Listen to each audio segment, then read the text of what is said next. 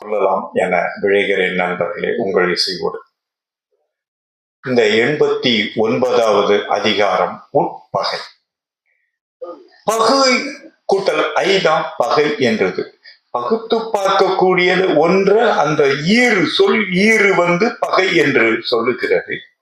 அப்போ பகை என்று சொல்லும் போதே பகுக்கப்பட்டு சொன்ன பிறகு அதில் என்ன உள்பகை என்று சொல்லும் போது வெளி தோற்றத்திலே முட்டை ஒன்றுதான். முட்டைக்குள் ஒரு புட்டியில் 2 தைலம் என்று சொல்லுவது போல உள் இருப்பது 2 நீர்மங்கள், மஞ்சள் வண்ணமும் வெள்ளை வண்ணமும் என்பது போல முட்டை ஒன்றாகத்தான் இருக்கிறது. ஆனால் உள்ளுக்குள் 2 வேறு வேறு நீர்மங்கள் வளர்வது போன்று இந்த உள்பகையும், உட்பகை என்று சொல்லுவதை காட்டிலும் உள்பகை என்று சொல்லும் போது ஒருவருக்கு அல்லது இருவருக்கு உள்ளாக இருக்கக்கூடிய பகைமை, பகுப்பு உணர்வுதான் பகை. அது எப்போது முற்றி முதிர்ந்து வெடிக்கும் என்பது எவராலும் சொல்ல இயலாது. இது கட்சிகளுடைய தோற்றத்திற்கும், மனைவி மக்களோடு வாழ்பவர்க்கும், பிள்ளைகள் வளர வளர அது பகை வளர்வதற்கும், தீட்டிய மரத்திலே பதம் பார்க்கக்கூடிய கத்தி போன்று இருப்பது போன்று, வளர்த்த கடா மார்பில் பாய்வது போன்று இந்த உள்பகை என்பதை நாம் உணர்ந்து கொள்ளுதல் வேண்டும். பகைத்திறம் தெரிதலுக்கு அடுத்ததாக உள்பகை, உட்பகை என்று சொல்லும் போது ஐயா மனநல மருத்துவர் ஐயா வீரமுத்து ஐயா சொல்லுவது போல, அது தனி துறையிலேயே அவர் மருத்துவராக இருப்பது போல, இந்த எண்ணத்திலே பகைமை உணர்வு என்பது ஒருவராலும் தவிர்க்கவோ தடுக்கவோ முடியாது. நம்முடைய குழந்தைகள் நமக்கு குழந்தைகள் என்று சொன்ன போதிலும் வளர வளர பல பகுப்பு உணர்வுகள் அறிவினுடைய வளர்ச்சியினால் வளர்ந்து கொண்டுதான் வரும். உள்பகை என்பது தவிர்க்க முடியவே முடியாத ஒன்று என்பதால் தான் திருவள்ளுவர் 10 குறள்களையும் இந்த ஒரு அதிகாரத்தில் அடக்கியுள்ளார். ஐயா குறிப்பிட்டது போல எதுகை மோனை மட்டும் அல்ல, தொடை என்பதை பற்றி எல்லாம் விளக்கம் தரக்கூடிய ஐயா புலவர் ஐயா குறிப்பிடுவது போன்றும் இதோடைய இந்த ஒரு அதிகாரத்தில் மட்டுமே 7 உவமைகளை பயன்படுத்தி இருக்கிறார். அந்த உவமைகளுடைய சிறப்பு எளியவருக்கும் புரியக்கூடிய வகையிலே இருக்கு. கல்லை உடைத்தால் எப்படி ஒரு தொல்லியல் துறைக்கு ஒரு சிறப்பான வரலாறு கிடைக்கின்றதோ அதனை போன்றே நமக்கு சொல்லை உடைத்தாலும் ஒரு வரலாறு நமக்கு கிடைக்கிறது. நாம் எல்லோருமே தமிழர்கள் பயன்படுத்திய ஒரே நெய் எள் நெய் தான். அதுதான் எண்ணெய் என்று ஆகி பிறகு அதிலிருந்து நிலக்கடலை எண்ணெய், வேறு மற்ற எண்ணெய்கள் எல்லாம் படிப்படியாக செம்பனை எண்ணெயிலிருந்து இது கடலை எண்ணெய், செம்பனை எண்ணெய் என்று தேங்காய் எண்ணெய் என்பதை போலெல்லாம் பிறகு எண்ணெய் தான் எண்ணெயா மாறுவது போல மாறிக்கொண்டே வருகிறது. அதிலே எள் பகுவு அன்ன என்று ஒரு எடுத்துக்காட்டை சொல்லும் போது தலைவர் ஐயா கூட குறிப்பிட்டார்கள். எள்ளையே உடைப்பது என்பது எள் இருப்பதிலேயே மிக சிறிய வடிவிலான வித்து, தமிழர்கள் பயன்படுத்தி வந்த வித்து, நெய்மத்துக்கும் பயன்படுத்திய நெய் அது. அந்த நாம் கையில எடுத்து பார்த்து இருப்போம், அதற்குள் எண்ணெய் அடங்கி இருக்கிறது, நெய் அடங்கி கிடக்கிறது என்பதை நாம் அதனை நசுக்கி பார்க்கும் வரை உணர மாட்டோம். அது மட்டும் அல்ல, அந்த எள்ளுக்குள் 2 இலை வித்து, 2 இலைகளாக பிரியக்கூடிய ஒரு வேப்பங்கொட்டையோ அல்லது ஒரு புளிய மரத்தினுடைய விதையையோ பார்க்கும்போது, புளியங்கொட்டையோ பார்க்கும்போது அது 2 இலை தாவரம் என்று சொல்லக்கூடிய அளவிலே அந்த வித்தானது 2 இலைகளை உருவாக்கக்கூடிய ஒரு வித்து. அதுக்குத்தான் எட்பகவு அன்னன்றது. எள் பகவு அன்ன, அன்ன போல ஒப்ப உரைய என்று சொல்லுவது போல ஓம உறுப்புகளை குறிப்பிடுவது போல திருவள்ளுவர் குறிப்பிடுகிறார். சார் முதல்ல சொல்லும் போது எல்லோரும் அறிந்திருக்கக்கூடிய அக்காலகட்டத்தில் பயன்படுத்த பெற்ற பொருட்களைத்தான் சான்றாக ஓமையாக பயன்படுத்தி இருப்பது கூடுதல் சிறப்பாகும் திருவள்ளுவருக்கு. நிழல் நீரும் இன்னாத இன்னா தமர் நீரும் இன்னாவாம் இன்னா செய்யின். ஒரு பொருள் எப்படி அது பயன்படுகிறது என்பதை பொறுத்துதான் அது இன்பம் தரவல்லதா துன்பம் தரவல்லதா என்பதை அதனுடைய பயன்பாட்டை பொறுத்துதான். அதனுடைய மேலோட்டமாக மகிழ்ந்து அழகாக இருக்கிறது என்று சொன்னால் எல்லோரும் ஏற்றுக்கொள்ள மாட்டோம். அதை பயன்படுத்துவர் இது எவ்வளவு, ஐயா கேட்பது போல, இது எவ்வளவு தொலைவு செல்லும், 1 லிட்டர் கண்ணைக்கு எவ்வளவு தொலைவு செல்லக்கூடும் என்பதை போல கணக்கிடுவது போல அது பயன் தரும் வகையை பற்றிய கணக்கீடுகளை நாம் எப்பொருளுக்கும் கொள்ளுவது இயல்புதானே. வாழ் போல் பகைவரை அஞ்சற்க அஞ்சுக கேள் போல் பகைவர் தொடர்பு. உட்பகை அஞ்சி தற்காக்க, இந்த குறளினுடைய அதிகாரத்தினுடைய தலைப்புக்கே உள்ள பதிவு. உட்பகை அஞ்சி தற்காக்க, ஒவ்வொருவரும் தன்னை காப்பாற்றிக் கொள்ளணும். ஒவ்வொருவருடைய அசைவினையும், எண்ணத்தின் அசைவினை, சொல் அசைவையோ செயல் அசைவையோ வள்ளுவர் குறிப்பிடவில்லை. அவருடைய எண்ண அசைவு, எண்ணம் சொல்லாக பிறக்கும், சொல் செயலாக மாறும். பிறகு எண்ணத்தினுடைய அசைவையே நாம் கண்டுகொள்ளுதல் வேண்டும், கண்டுபிடித்தல் வேண்டும். மன மானா உட்பகை தோன்றின் இன மானா ஏதம் பலவும் தரும். உரல் முறையான் உட்பகை தோன்றின் இரல் முறையான் ஏதம் பலவும் தரும். இந்த 2வது அடியை 2 குறள்களிலே பயன்படுத்தி இருப்பது மிகவும் சிறப்பு. திருக்குறளிலே ஒன்றாமை ஒன்றியார் கண் படின் எஞ்ஞான்றும் பொன்றாமை ஒன்றல் அரிது.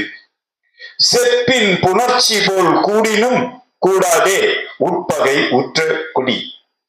அறம் பொருத பொன் போல தேயும் உரம் பொருது உட்பகை உற்ற குடி. எள் பகவு அன்ன எப்பகவு அன்ன சிறுமைத்தே ஆயினும் உட்பகை உள்ளதாம் கேடு. இந்த குறள் இந்த அதிகாரத்திற்கு முழுமையான விளக்கம் தரக்கூடிய குறளாக அமைந்திருக்கிறது. நண்பர்களே, உடம்பாடு இல்லாத வாழ்க்கை குடங்கருள் பாம்போடு உடன் உறைந்து அற்று என்று சொல்லுகிறார்.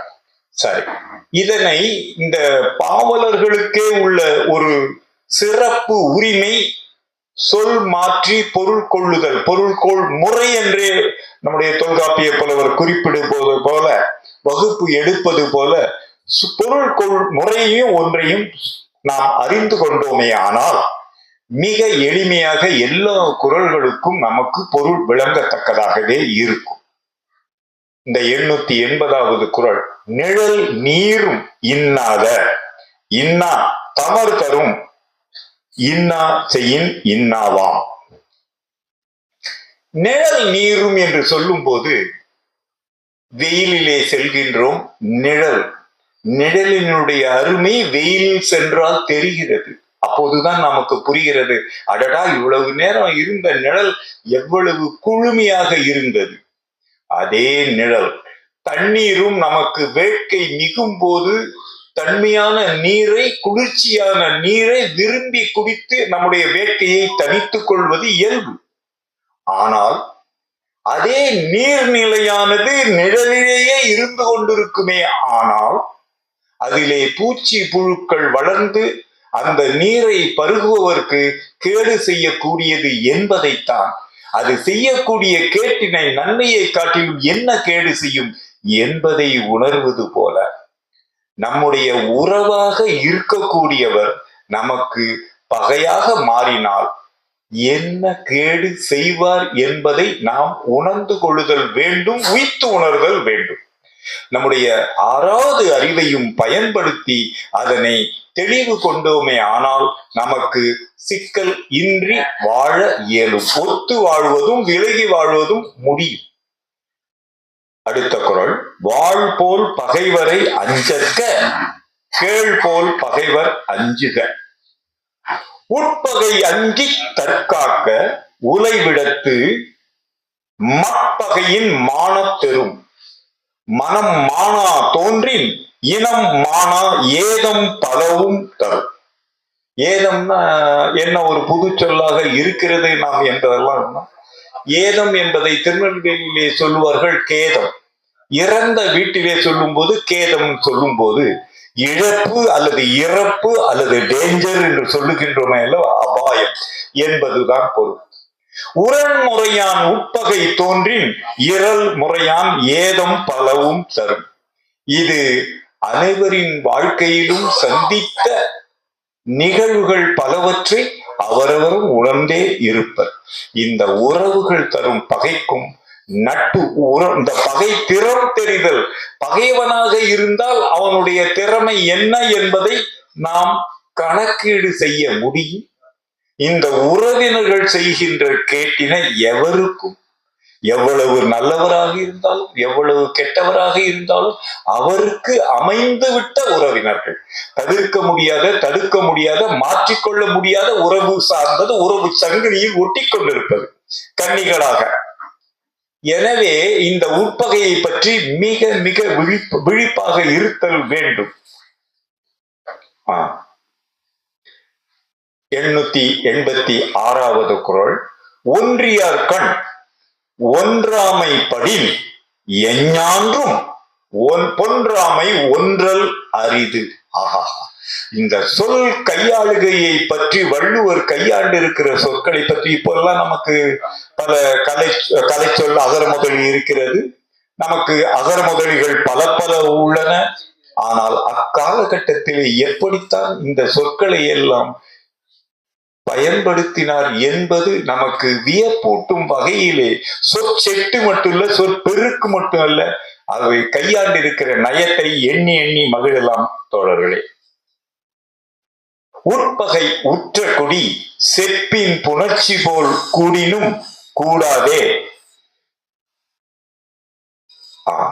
அடுத்தது 888வது குறள். உட்பகை உற்ற குடி அறம் பொருத பொன் போல பொருது உரம் தேயும். எப்பகவு அன்ன சிறுமைத்தே ஆயினும் உட்பகை உள்ளதாம் கேடு. உடம்பாடு இல்லாதவர் வாழ்க்கை குடங்கருள் பாம்போடு உடன் உறைந்தற்று. இந்த 10 குறள்களில் நமக்கு தற்போது இந்த நூற்றாண்டில் நமக்கு விளங்காத சொற்களாக இருக்கலாம். ஆனாலும் பயன்பாட்டிலே அக்காலகட்டத்திலே இருந்திருக்கின்ற சொற்கள் தேர்ச்சியா அதனை கையாண்டிருக்கிற நயம்தான் நமக்கு வியப்பை தருகிறது நண்பர்களே. இந்த உள்பகையை பற்றி சொல்லும் போது உள்ளத்தால் ஒழிக்க எண்ணி உதட்டால் தேன்மொழி ஆகி நஞ்சூன் தந்து முடித்து விடுவர். தங்க ஊசிதான், ஆனாலும் ஊசிதானே என்பது போல இளங்குமரனார் ஐயா அவர்கள் மிக அருமையாக தன்னுடைய வாழ்வியல் உரையிலே குறிப்பிடுகிறார். அவர் வாழ்வில் நடந்த நிகழ்வுகளையும் பொருத்தி காட்டுகிறார். உட்பகை என்பது பைய எப்படி ஒட்டகம் கூடாரத்திற்குள் காலடி எடுத்து வைத்து நுழைந்து இடத்தை மதத்தையே பிடுங்கிக் கொள்ளுகிறது போன்று இந்த உட்பகையானது அமையும் என்று பல்வேறு நிகழ்வுகளையும் தொகுத்து காட்டியுள்ளார் முதுமுனைவர் இளங்குமரனார் ஐயா அவர்கள். சரி, ஐயா சுட்டியது போல இந்த எதுகை மோனையும் இப்போதைய மொழியிலே சொல்ல புகுந்து விளையாடுகிறது, தெள்ள தெளிவாக விளங்குகிறது நமக்கெல்லோமே. இந்த முதல் குறள். இந்த நிழல் நீரும் இன்னாத இன்னா தமர்தரும் இன்னா செய்யின் இன்னாவாம். இதிலே இந்த தமர் தரும் தம்மவர் என்பதுதான் சுருக்கமாக தமர் என்று ஆகிறது. தமர் என்றும் சொல்லலாம். தம்மவர் தான், அவர் உறவுதான், உறவால்தான் நெருங்கி கெடுக்கிறது, அடுத்து கெடுப்பதும் ஒன்றுதான். இந்த உட்பகையிலே அவனுடைய வலிமையை உடனடியாக குறைத்து விடக்கூடிய ஆற்றல் இந்த உட்பகைக்கு உண்டு என்பதால் நாம் உறவின் பயம்.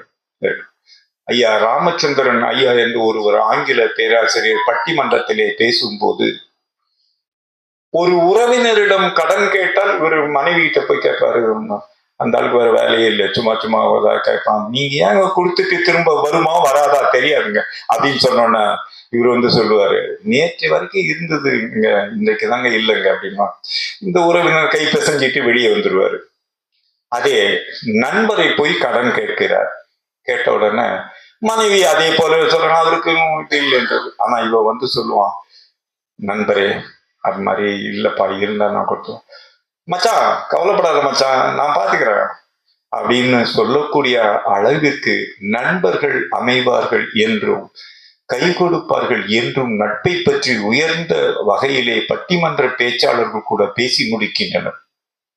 அதனை போன்றுதான் இந்த உட்பகை உண்மையாகவே அடுத்து கெடுக்கக்கூடிய உட்பகை என்று வேண்டுமானால் சொல்ல, உள்ளுக்குள் இருந்து கொண்டே புற்றுநோய் பரவுவது போன்று என்று சொல்லலாம்.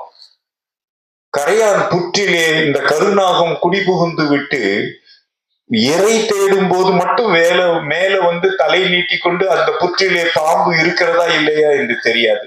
அதனால்தான் அந்த பழமொழியும் வந்தது, கரையான் புற்றெடுக்க கருநாகம் குடிபுகுந்தது போன்று. எந்த புத்துல எந்த பாம்பு இருக்கும் என்று பழமொழியை சற்றே ஒரு சொல்லை கூட்டி சொல்லும் போது அதனுடைய பொருள் வலிமை இழந்து விடுகிறது என்பதால் பழமொழிகளை உள்ளது உள்ளபடி சரியாக சொல்லுதல் வேண்டும் என்பது என்னுடைய அன்பான வேண்டுகோள். புற்றில் எந்த புற்றில் பாம்பு இருக்கும் என்று எவராலும் உறுதி சொல்ல முடியாது. ஏனெனில் அது பாம்பினுடைய புற்று அல்ல, கரையான் கட்டிய புற்று. இறைக்காக உள் நுழையும், தங்குவதற்காக நுழையும் பல புற்றுகள் காலியாக கூட இருக்கலாம் என்ற பொருள்படதான் எந்த புற்றில் பாம்பு இருக்கும் என்பதை எவரும் சொல்ல முடியாது என்று வேண்டுமானால் சொல்லலாம் தோழர்களே. அடுத்த குறள், இந்த தமறு தரும் என்று தமக்கு நெருங்கிய உறவினர் தன்மையும் என்றுதான் பொருள். 882வது குறள், வாழ் போல் பகைவரை அஞ்சற்க கேள் போல் பகைவர் அஞ்சுக. தம்பி கலையரசன் கேட்டது போல இந்த வாழ் போல் என்று சொல்லிவிட்டு கேள் போல் ஏன் என ஐயா சொன்னது போல எதுகை மோனையும் புகுந்து விளையாடுகிறது என்று சொல்லுவது போல ஏன் வாளுக்கு அடுத்ததாக கேள் என்று சொல்லுகிறார் எனில், வாழ் என்பது அது பகைவனுடைய எதிரினுடைய கையில் இருக்கின்ற வாழ், அது தாக்குவதற்காகத்தான் உள்ளது என்பதை நாம் எதிரி அறிந்து கொள்ளலாம். அல்லது வீர மறவன் அடுத்த மறவன் அறிந்து கொள்ளுவான். எனவே தற்காப்புக்கான நிகழ்வுகளை கேடயத்தை பயன்படுத்தக்கூடிய வாய்ப்பு கூறுகள் நிறைய உண்டு. ஆனால் கேள் போல் இருப்பவன் எப்போது கழுத்தறுப்பான் என்று எவருக்கும் சொல்ல முடியாது. ஏமாந்த வேளையில் ஒருவர் சொன்னார்ல, அரசியல் சங்கராச்சாரியார் சொன்னார், சோழியை முடிச்சிருதுன்றது சொன்னது போல சோழியை முடிச்சிருவாங்கன்றது போல கழுத்து அறுத்திருவாங்க. அந்த கழுத்தறுப்புக்கு கூட வேறு பொருள் தான். ஆனால் நாம் அதனை புரிந்து கொள்ளாமலே கழுத்தறுக்கிறான் என்று சொல்லுகின்றோம். அதற்கு பொருள் வேறு. அடுத்தது 883வது குறள், உட்பகை அஞ்சி தற்காக்க. எப்போதும் தற்காப்பு நடவடிக்கைகள் இருந்து கொள்ளுதல் வேண்டும். தற்காப்பு என்பது வாழ்பகையனில் கேடயத்தை தூக்கி செல்லலாம், அல்லது உடல் மேல ஒரு கவசம் என்று சொல்லக்கூடிய அளவுக்கோ ஏதோ ஒன்று வாளை நீட்டி மார்பையிலே குத்தி விடாமல் தடுத்து கொள்ளலாம். ஆனால் இந்த உட்பகையிலே தற்காப்பு என்பது என்னவெனில் பகுத்தறிவு மட்டும்தான். அவனுடைய நெளிவு சுழிவுகளை நாம் உடனுக்குடன் அறிந்து கொண்டு நாமும் அதே நெளிவு சுழிவுகளை பயன்படுத்த வேண்டும் என்பதால் தான் தற்காக்க என்று சொல்லுகின்றார். உட்பகைக்கு அஞ்சாமல் இருக்கவே முடியாது. எந்த மண் எப்படி இருக்கும் என்று சொல்ல முடியாதோ அதுபோல இந்த பகை உள்பகை என்பது எப்படி இருக்கும் நிலை கொள்ளும் என்றும் சொல்லிட இயலாது, புயல் போன்றுதான். 884வது குறள், மனம் மானா தோன்றின் இனம் மானா ஏதம் பலவும் தரும். இந்த ஏதம் என்பதுக்கு நம்ம என்ன பொருள் கொள்ளணும்னா, இறப்பை கூட தரக்கூடிய சேதத்தை அல்லது ஏதம் என்று சொல்லுகின்ற தமிழ் சொல்லால அதனை கேதம் என்று சொல்லுவார்கள். கேத வீடு என்று சொன்னால் இறந்தவர் வீடு என்பது பொருள். திருநெல்வேலியை சார்ந்தவர்கள் கண்டிப்பாக இந்த சொல்லினை அறிந்திருப்பார்கள். மனம் மானா தோன்றின் இனம் மானா ஏதம் பலவும் தரும். இந்த மனம் மானம், எனக்கு இந்த மனம் என்ற சொல்லை பற்றி மாற்று கருத்து உண்டு. மனம் என தனியே ஒன்று உறுப்பு எதுவும் கிடையாது. எண்ணம் எழுகின்ற மூளைதான் மனம் என்று சொல்லுகின்றோம். இந்த பொறிகளும் பொறி வாயில்களும் உள்ளே உள்வாங்கிக் கொள்ளத்தக்க வகையிலே புலன்களுக்கு கொண்டு சேர்க்கின்றன. அந்த புலன்களில் ஏற்கனவே படிந்திருக்கின்ற பதிவுகளுக்கும் தரவுகளுக்கும் ஏற்றாற்போல் மூளையானது வேலை செய்யுமெனில் பெற்றுக்கொள்ளக்கூடிய கலவையை உருவாக்கி கொள்ளக்கூடிய திறன் தான் மனம் என்று சொல்லப்படுகிறது. உள்ளம் என்று சொல்லலாம், அகம் என்று சொல்லலாம், நெஞ்சம் என்று சொல்லலாம். எனவே மனம் மானா என்று சொல்றது சிறப்பு. மாண்புரு மான் என்று சொல்லும்போது சிறப்பு, மானா என்ற சிறப்பு இல்லாத. மனம் மானா தோன்றின் இனம் மானா ஏதம். இந்த ஒரு செயலை வள்ளுவர் மிக அருமையாக உற்று நோக்குகிறார், உள் வாங்கிக் கொள்ளுகிறார். ஒரு தனி ஒருவனுக்கு ஏற்படுகின்ற இழப்புகளை மட்டும் கருத்தில் கொள்ளாமல், ஏதோ ஒரு இடத்தில் ஒரு இனத்தின் தலைவன் இழந்துவிட்ட ஒன்று அந்த இனத்திற்கே ஆவது என்பதை கடந்த கால அரசியல் நமக்கெல்லாம் கற்றுத்தந்திருக்கிறது என்பதை நாம் மறந்து விடுதல் ஒருபோதும் கூட. 885வது குறள். உரல் முறையான் உட்பகை தோன்றின் இரல் முறையான் ஏதம் பலவும் தரும். இந்த சொன்னார் போல ஏதம் பலவும் தரும் என்ற சொற்கள் மீண்டும் வந்திருக்கின்றன. முந்தைய குறளுக்கும் 884வது குறளில் இருப்பது போன்றே இங்க குறிப்பிட்டிருக்கிறார். இந்த உரல் என்று சொல்லுகிறோமே, ஏன் அதை உறவு என்று சொல்லுகின்றோம்? பொறிகளில் ஐம்பொறிகளில் ஒரு பொறி மெய் என்று சொல்லுகின்றோம். அது மெய்யாக காப்பாற்றுவதால் ஐயா தொல்காப்பிய புலவர் குறிப்பிடும் போது தோல் தான் தோலாகிறது. தோல் தான் அந்த பாதுகாப்பாக அமையக்கூடிய நமக்கு மெய் என்று சொல்லுகின்றோம். அதிலே என்ன உணர்வு, என்ன அறிவு பெறப்படுகிறது? உறுத்துகிறது. சட்டை நெருக்கமாக பிடிப்பாக இறுக்கமாக தைக்கப்பட்டால் அது ஆங்காங்கே உறுத்தத்தான் செய்கின்றது. எனவே உறுத்துதல் என்றுதான் உறவு என்ற சொல் பிறப்பதற்கும் இந்த உரு என்ற சொல்லுதான். அந்த உணர்வு முதன்மையான உணர்வு. எறும்பு கூட ஊர்ந்தால், நம்ம தோலின் மீது ஊர்ந்தால், ஒரு சிற்றெரும்பு, கட்டை எறும்பு அல்ல, கட்டெரும்பு அல்ல, ஒரு சிற்றெரும்பு ஊர்ந்தாலே, அதனுடைய கால்கள் பட்டாலே நாம் ஊறுவதை உணர முடியுது. அந்த உரு உணர்ச்சி தான் இந்த தோலினுடைய பெரும் பணியாக அறிவாக விளங்குவதால் நாம் பல்வேறு நன்மைகளை உயிர் உள்ளவரை பெற்றுக் கொண்டிருக்கின்றோம் என்பதையும் மறந்து விடுதல் ஒருபோதும் கூடாது. உரல் முறையான் உட்பகை தோன்றின் இரல் முறையான் ஏதம் பலவும் தரும். இப்போ எதிரியோ அடுத்த வீட்டுக்காரனோ அவனுக்கும் நமக்கும் உரசல் ஏற்பட்டு விட்டால் நாம் அவனோடு உள்ள தொடர்பை துண்டித்துக் கொள்வோம். இந்த உறவுகளில் ஏற்படுகின்ற தொல்லையானது நேர்முகத்தான் வராது. அவன் ஒருவனை பிடித்து இன்னொருவனை பிடிச்சு, அவரு எனக்கு மாமன், அவர் என்ன இப்ப எப்படி இருக்காரு அப்படி என்று குத்தி காட்டக்கூடிய அளவிற்கு, உறுத்தக்கூடிய அளவிற்கு, தன்மானத்துக்கு ஒரு வெல்வெளியாக அமையக்கூடிய அளவிற்கு உறவினர்கள் அமைந்துதான் இருக்கின்றனர். பலரும் உறவால் தான் கெடுகின்றனர் என்பதால் தான் உறவினரை அருகில் பலரும் சேர்த்து கொள்ளுவதே இல்லை.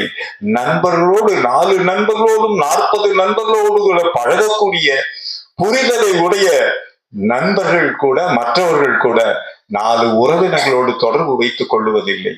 அவர்கள் அழுக்காறு, அவா, வெகுளி, இன்னாச்சொல் என்ற 4 இதையும் உறவினர்களிடம் கையாளுவார்கள், கடைபிடிப்பார்கள் என்பதை மறுத்துவிட முடியாது என்பதை மனநல மருத்துவருடைய புன்னகை வெளிப்படுத்துகிறது. நண்பர்களே, இந்த 886வது குறள். ஒன்றியார் கண் ஒன்றாமை படின் எஞ்ஞான்றும் பொன்றாமை ஒன்றல் அரிது. எப்படி சொற்சிலம்பம் ஆடுகிறார் திருவள்ளுவர் பாருங்கள். ஒன்றியார்கண், ஒன்றாக சேர்ந்து விட்டவர் ஒன்றியார். ஒன்றியார் கண், கண் என்றால் இடம் என்பது பொருள்.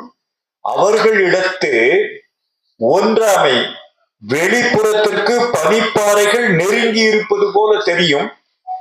பனிமலையின் மீது சென்றால் மலையிலிருந்து நாம் ஒரு பாராசூட் என்று சொல்லக்கூடிய அளவிலே நாம் பறந்து வந்து விழுந்தோம்னா தெரியாம இந்த கிளேசியர் என்று சொல்லக்கூடிய பகுதியிலேயே ஏதோ இருந்தால் மேல பனிதான் இருக்கும் முற்ற முழுக்க. ஆனால் நீங்கள் அறியாமல் ஒரு இடத்தில் விழுந்து விட்டீர்களானால் அங்கு கீழே ஒரு ஆறு ஓடிக்கொண்டிருக்கும், பள்ளம் விழுந்துவிடும், உள்ளே தள்ளிவிடும், உள்ளே ஓடி செல்வீர்கள். ஆற்றிலே போனால் எங்கு என்று கண்டுபிடிக்கப்பட முடியாத அளவிற்கு நடக்கக்கூடும் என்பதை போலத்தான் மேல ஒட்டி கொண்டிருக்கும். ஏன் நாம் கட்டடங்களை கட்டும் போது, மதில் சுவரை அமைக்கும் போது கூட நீண்ட மதில் சுவராக போனால் 13 அடி 18 அடிக்கு மேலே போகும்போது தூண்கள் அமைத்திருந்தாலும் தூண்களுக்கு இடையே உள்ள சிறு இடைவெளி விட்டு கட்டியிருப்பினர். அதனை கற்காரையால் பொய்க்காரையால் இட்டு நிரப்புவது போன்றுதான் பூசப்பட்டிருக்கும். ஆனால் உள்ளே இடைவெளி இருந்து கொண்டே இருக்கும், மென்மையாகவும் இருக்கும். இந்த தூண் வலிமையாக இருப்பது போன்று அந்த இடைவெளி வலிமை ஆக்கப்படாது என்பதையும் நடைமுறையில் நாம் அறிந்ததுதானே. எஞ்ஞான்றும், ஞான்று என்று சொல்லும்போது காலம், பொழுது என்று சொல்லும்போது வேலை என்று சொல்லும்போது எஞ்ஞான்றுமா எப்போதும். பொன்றாமை ஒன்றல் அரிது. இதுதான் வெளியே பூசிட்டோம், நீண்ட மதில் சுவர் தான், இடைவெளி எங்குமே இல்லாமல் தோன்றுகிறது. ஆனால் இடைவெளி இருந்து கொண்டிருப்பது போல இந்த ஒன்றாக இணைந்து காட்சி அளிப்பவர்கள் இடையே அவங்களுடைய எண்ணத்தினுடைய ஒற்றுமை இல்லாமல் பகை உணர்வு தோற்றம் கொண்டு விடுமே. ஆனால் அவர்கள் எவ்வளவுதான் இருந்தாலும் ஒற்றுமைப்பட மாட்டார்கள். பல்வேறு கட்சிகளுடைய பிளவுக்கும் பிரிவினைக்கும் புதிதாக பிறப்பதற்கும் அதுதான் காரணம் என்பதையும் நாம் நடைமுறை வாழ்க்கையிலே அறிந்து கொண்டுதானே இருக்கின்றோம். பொன்றாமை ஒன்றல், ஒன்றா இருக்கிற மாதிரி தோற்றம். பொன்றாமை என்றால் அழிவு ஏற்படாது உறுதி சொல்லவே முடியாது. எப்போதேனும் அது வலிமை இழந்து உரம் இழந்து போகத்தான், அழிவினை ஏற்படுத்தத்தான் செய்யும் என்று பொன்றாமை ஒன்றல் அரிது. இந்த பிளவுபட்டிருக்கிற பிளவு வந்து ஒட்டி கொள்ளும் ஒன்றுதான் என்று சொல்ல முடியாது, கணக்கில் கொள்ளக்கூடாது என்று நமக்கெல்லாம் பெரும் அளவிற்கு எச்சரிக்கிறார் நம்முடைய திருவள்ளுவர் பெருமகனார். உட்பகை உற்ற குடி செப்பின் புணர்ச்சி போல கூடினும் கூடாது. மிக அருமையா ஐயா செப்பு என்று சொன்ன உடனே மதுரை பக்கம் அறிஞ்சிருப்பாங்க. மரத்துல சின்ன சின்ன பிள்ளைகளுக்கு எல்லாம் பொம்மை கொடுப்பாங்க. அல்லது நம்முடைய தாய்மார்கள் அறிந்த ஒன்று, அவர்கள் வாழ்வோடு ஒன்றாக பின்னி பிணைந்த ஒன்று குங்குமம். இந்த குங்கும சிமிழ், அந்த சிமிழுக்கு அவன் கடைந்திருக்கின்றது மூடி அப்படி பொருத்திட்டோன்னா இவன் வண்ணம் தீட்டி இருப்பான். ஒரே சிமிழ் போல நமக்கு தெரியும். அதை மூடிய பிரிச்சாதான் 2 இருக்குன்னு தெரியும். வண்ணம் தீட்டப்பட்டதும் அந்த கடைசலும் ஒரே சிமிழ் போல காட்சி தரும். அதுதான் சிமிழ். செப்புல, மரத்துல செய்ததான், செப்புல செய்தது அல்ல. மரத்தில் செய்த செப்பு பார்ப்பதற்கு ஒரு மாதிரியே தான் தோணும். ஆனா விரல் நகத்தை வைத்து தூக்கினோமானால் மூடி தனியே வரும், இது தனியா வரும். ஐயா குறிப்பிட்டது போல சாடி மூடி என்பதெல்லாம் பெரிய அளவில் உள்ளது. சாடிக்கேத்த மூடி என்று கணவனை மனைவியும் சொல்லுவார்கள். மூடி பொருந்தினாதான் மூடி, பொருந்தலைன்னா அது மூடி இல்ல, முகமூடி. எனவே வாழ்க்கையும் பலருக்கும் அப்படித்தான் இருக்கும், இருக்கிறது, வேறு வழி இல்லை. கால ஓட்டத்திலே பல பல மாற்றங்களை சந்திக்க வேண்டிய நிலையில் அந்த மாற்றங்கள் இருக்கத்தான் செய்யும். இந்த புணர்ச்சி என்ற சொல் மிக அருமையாக, ஏதோ இலக்கணத்தில் மட்டும்தான் அந்த புணர்ச்சி விதிகள் என்பது இல்லை, வாழ்க்கையிலும் புணர்ச்சி என்பது, ஆண் பெண் புணர்ச்சி என்று சொல்லுவதும், உடல் ஈர் உடல் இருவேறு உடல்கள், இருவேறு பாலின உடல்கள் புணர்வது என்று சொல்லும் போது சேர்வது, ஒன்றி கலப்பதற்கு உடல் சேர்வது, எண்ண கலப்பு அல்ல. உடல் கலப்பு ஒன்றுவது என்று சொல்லும் போது புணர்ச்சி, புனர் என்று 3 சுழி நா என்று சொல்லக்கூடிய அளவில் புனர் என்று சொல்லும் போது இந்த புணர்ச்சி என்று சொல்லுகின்ற சொல்லை நாம் தாழ்வாகவோ இழிவாகவோ குறைவாகவோ மதிப்பிடல் கூடாது. புணர்ச்சி என்பது இரு சொற்கள் புணரும் போது ஒன்றோடு ஒன்று கலந்து விட்டால் அது புணர்ச்சி. ஒன்றோடு ஒன்று கலவாமல் இரு சொற்களாகவே அவ்வாறே நிலை பெற்றிருக்கும் எனில் அது இருவேறு சொற்கள் தான், கூட்டு சொற்களாக மாற வாய்ப்பு கூறுகள் இல்லை. எனவே புணர்தல் என்றால் இருவேறு உடல்கள் புணர்தல், சேர்தல் என்பதுதான் பொருள். கூடுதல், ஒன்றி கூடுதல், கூடி ஒன்றுதல் என்று எப்படி வேண்டுமானாலும் நாம் வைத்துக் கொள்ளலாம். செப்பின் புணர்ச்சி போல் கூடினும் அது ஒன்றாக பார்வைக்கு காட்சி தந்தால் கூட இருவேறு பொருட்கள் தான், இருவேறு கடைசல்கள் தான் ஒட்டி கொண்டு இருக்கின்றன. அது என்ன காரணத்திற்காக என்று சொல்ல இயலாது. உள்ளே உள்ள பொருள் கொட்டிவிடக் கூடாது என்பதற்காக அந்த மூடி அவ்வாறு பொருத்தமாக அமைக்கப்பட்டிருக்கிறது என்பதையும் நாம் மறந்து விடுதல் கூடாது. கூடினும் கூடாதே, இந்த கூடினும் கூடாதே என்று சொல்லும் போது பாருங்க,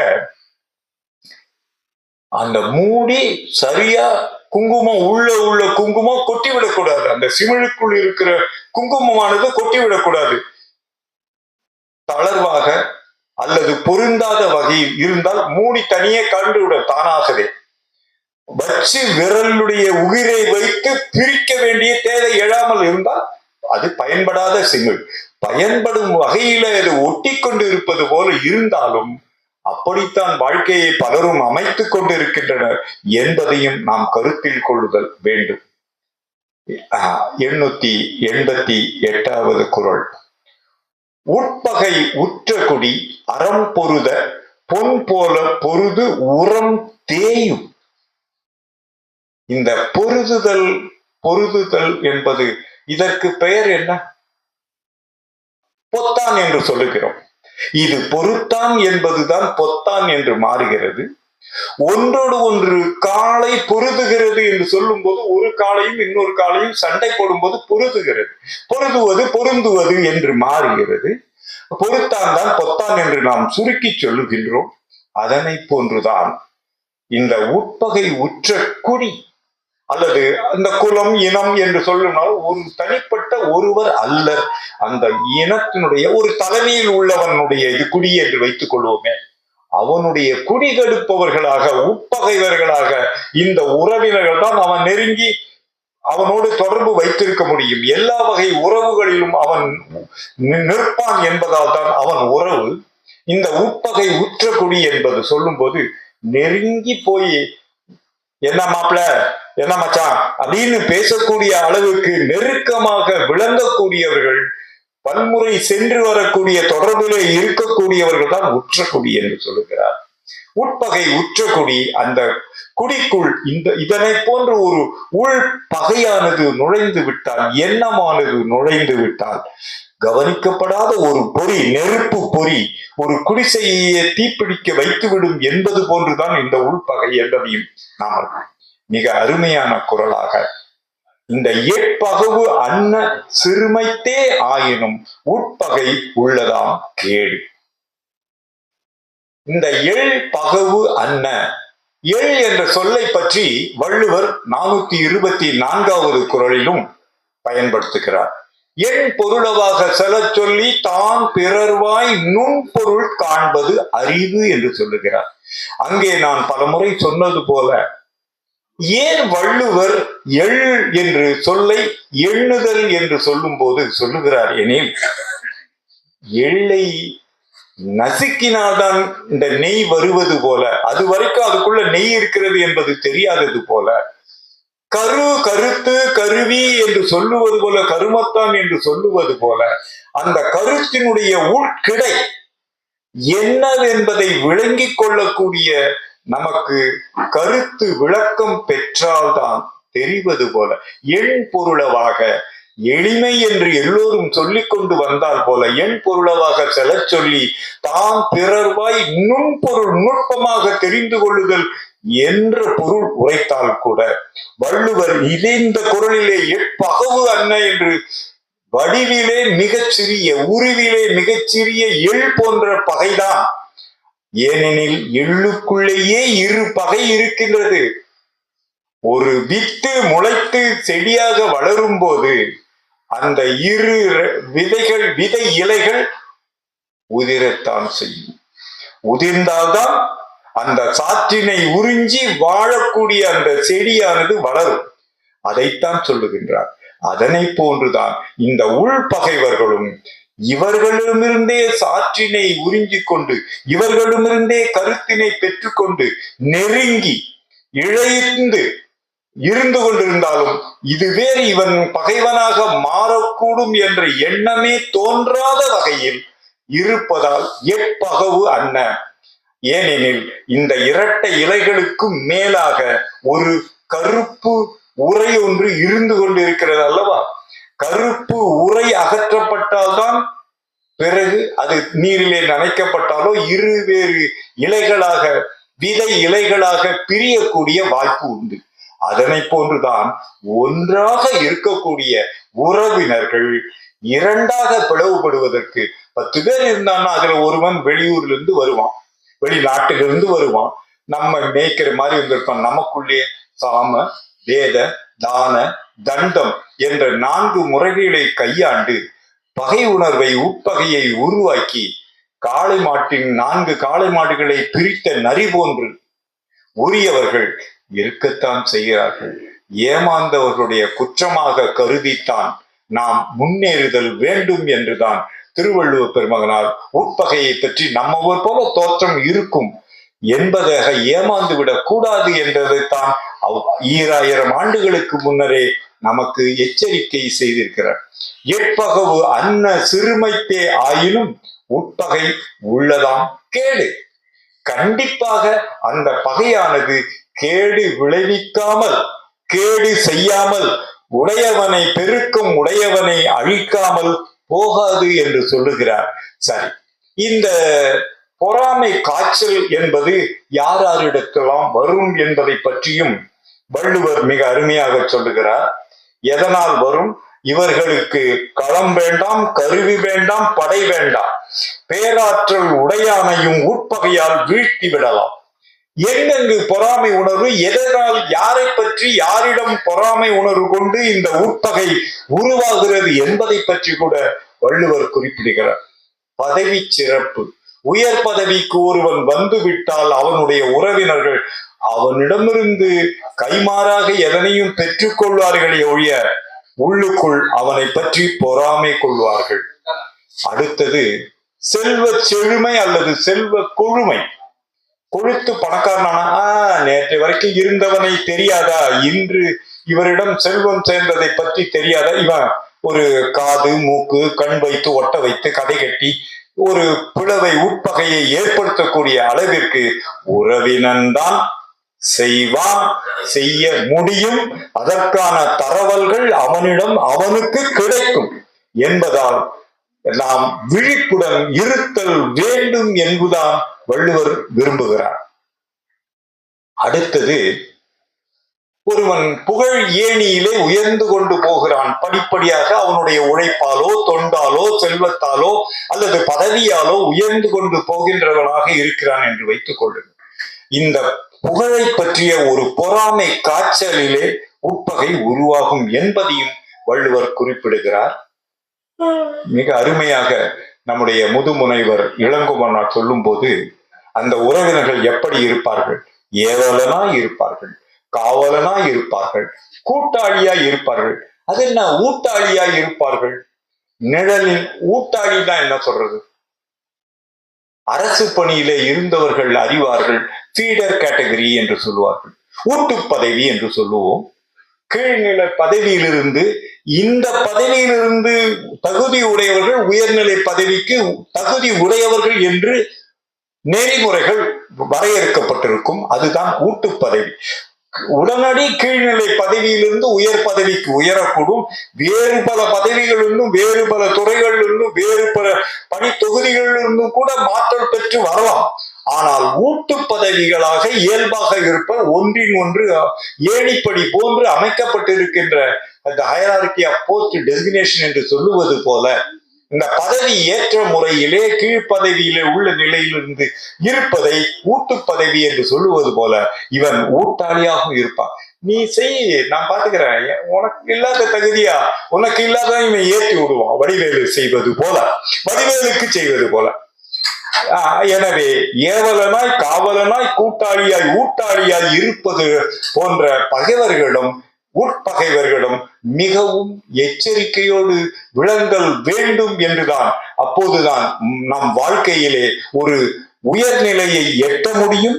அந்த எட்டிய உயர்நிலையையும் தக்க வைத்துக் கொள்ள முடியும். இந்த உள்பகைவர்களை பொருட்படுத்தாது அவர்களை ஒதுக்கி ஓரங்கட்டி இயன்றால் ஒழிக்கவும் செய்தல் வேண்டும் என்ற எச்சரிக்கை மணியையும் வள்ளுவர் அடிக்கிறார். நம்ம கவனிக்காம விட்டோம்னா அந்த நெருப்பு சிறு பொறிதான், ஆனால் ஒரு குடிசையை அழித்துவிடும். இந்த ஒரு சொல்லை விட்டுவிட்ட குடங்கருள். இந்த கண்ணதாசன் கூட புதிய முறையிலே பாடல்களை அமைக்கும் போது சொல்லும்போது, பாம்பு ஒரு குடிசைக்குள்ள இருக்கு, நல்ல பாம்பு. இந்த நல்ல என்ற சொல்லுக்கு கூட சரியான பாம்பு, அதுதான் சரியான பாம்பு. மற்ற பாம்பெல்லாம் சார பாம்பு, அந்த பாம்பு, இந்த பாம்பெல்லாம் தண்ணீர் பாம்பு, அதெல்லாம் நஞ்சு இல்லாத பாம்பு. இதுதான் பாம்பு என்றால் சரியான பாம்பு, நஞ்சை கக்கக்கூடிய பாம்பு என்பார். நல்ல என்ற சொல்லுக்கு சரியான என்பதும் பொருளாக சொல்லுகிறார்கள் இலக்கணிகள். அந்த குடங்கருள் என்று சொல்லும் போது அடுத்த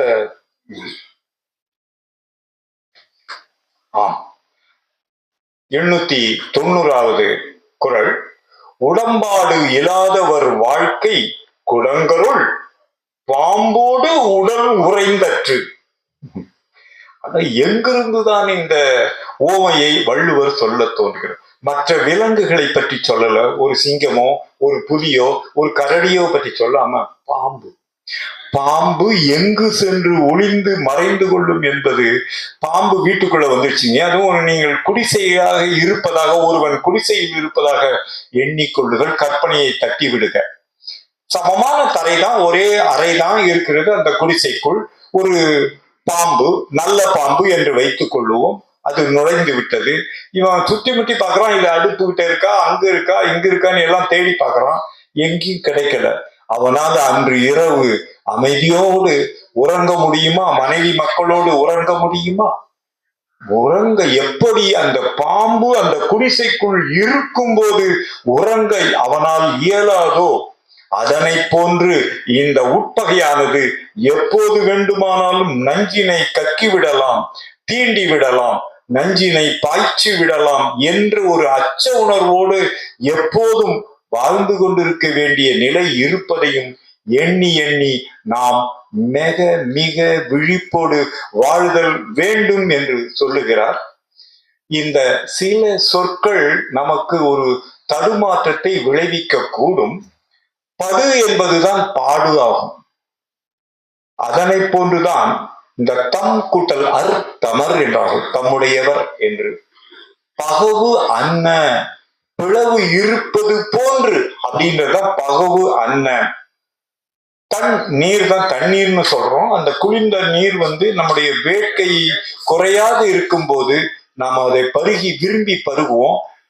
ஆனால் அந்த இனிப்பான நீர் என்பதால் அது நம்முடைய வேட்கையை தணிக்கிறது என்ற ஒரே காரணத்தால் அது நம்முடைய உடலுக்கு நன்மை செய்யும் என்பது எந்த வகையிலும் உறுதி கிடையாது என்பதையும் வள்ளுவர் அக்காலத்திலேயே இதனை குறிப்பிட்டிருப்பது பெரு வியப்பை நமக்கெல்லாம் தருகிறது.